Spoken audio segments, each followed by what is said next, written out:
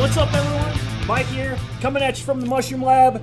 Great video for you guys today. So I got some king trumpets here. We are going to talk about these things, all right? So I'm going to give you guys some tips when it comes to fruiting king trumpet mushrooms. There's a few things we got going on with this bag, and I can definitely educate you guys on how you guys can grow some really awesome king trumpet mushrooms. Now first, before we get into that, I want to show you what I got going on in this grow room. So in my grow room over here, I got some really awesome mushrooms fruiting out. Got some killer blues. If anyone's looking for an awesome blue oyster mushroom strain, this is my King Blue. It's available on my website as well as a lot of other liquid cultures. My website is linked down in the description box below in case any of you guys want to check that out. Also, check out these Hericium coralloides. This is the first kind of like decent sized batch I've done here on the farm, and you can kind of see, look at that coralloides just branching. They're really putting off this nice structure right now. I can tell I've really got my grow room tuned in good where I've got those Hericium coralloides sitting. I kind of was telling everyone before that shelf I have over there is a really good microclimate for my Hericiums, but just look at kind of like the structure right there, and you can really tell that is how you know a Hericium coralloides is performing really well. If you're seeing it branching out real nice like that and it's developing properly like that, that's how you know you got it dialed in. Now these mushrooms have a few more days to finish off, and I'll kind of keep you guys updated on how they're looking when they get finished off and all that stuff, but I'm really happy with this Hericium coralloides right here. This mushroom is also available on my website. It's part of the 3 species Hericium Master Pack. This is one of those blue oysters I showed you from one of the clips there. I'm about to pick this thing, and look how this thing turned out, man. Look how nice and big those caps are. I mean, compared to my head, completely massive mushroom, man. This blue is such a prolific fruiter. I'm really happy with how these always turn out. This is such a high yielding mushroom. Today, we're gonna go over some of the tips and tricks for these king trumpet mushrooms. And I wanna say, if you're into mushrooms and farming and you haven't already clicked that subscribe button, make sure you click that subscribe button right now so you get more mushroom and farming videos like this in the future. Okay, so here's some king trumpets I actually just took out of refrigeration. And I just wanna kind of show you guys kind of how the caps will look if you give them a lot of fresh air, and just using one of the techniques I'm about to show you here, okay? So like I said, these are fully mature. I had them in refrigeration. I just picked them a few days ago. And now I have this bag of king trumpets right here, and we're gonna modify the bag a little bit. I just took it out of the fruiting room, and these are kind of some of the techniques I like to use on my king trumpets when I fruit them out.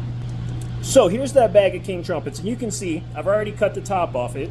I like to cut the top off it just a little bit above the filter patch, and I do that right when I see the pins forming in incubation. When I see the pins forming on top of the substrate while the mushroom bag is in incubation, that's like my go-ahead to top the bag, okay? And it's safe to put into the grow room. And then in just a few days, that pin set of mushrooms will turn into this really nice, healthy cluster. Now, as you can see, there's a few things going on with this. They're pushing up against the bag right here. And you know what we need to do? We need to set them free.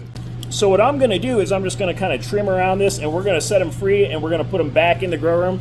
Another thing I wanna show you, this isn't a major problem, but I just wanna show you some things that can happen. You see that little spot right there on top of the mushroom? It's starting to bruise right here a little bit from touching the side of the bag.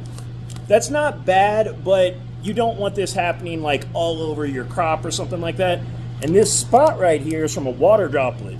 So you need to be careful about water droplets in your room and just kind of like where moisture is going. So always pay attention to those things.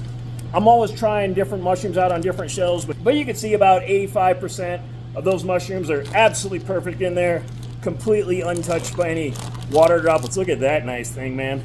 So just be aware of stuff like that. Watch out for stuff like that. It's not really gonna hurt anything, but it's just something to be aware of. So now what I'm gonna do is I'm gonna cut off the top of this bag at the substrate level. So I'm just gonna remove the top of it the rest of the way to set these mushrooms free. I'm gonna put this back on the shelf in there, and then we're gonna let them finish up for just a few days, and then they'll be ready to harvest, kind of like these other ones I showed you here.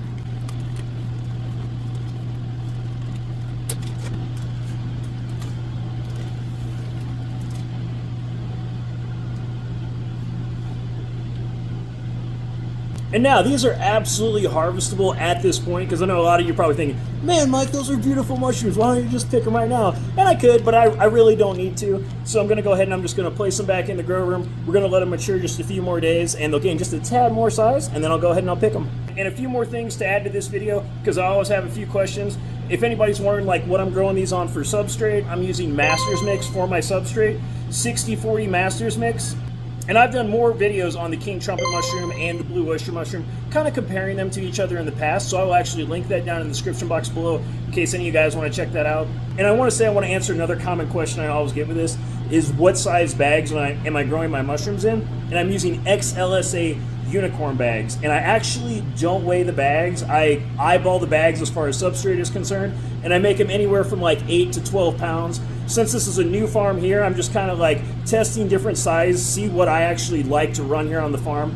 It's not really that big of a deal, I'll say, on most operations. It's really up to the grower, and then you can kind of choose what kind of bag you want to work with. I actually have some 14As here, and I'm going to run some 14As through my farm here just for some pheno hunting that I'm doing, just to develop some new genetics for some of the strains I have available and some of the strains I want to grow here on the farm. So I'm using some 14As for some pheno hunting, and also just have some bags of 14As I kind of want to use up.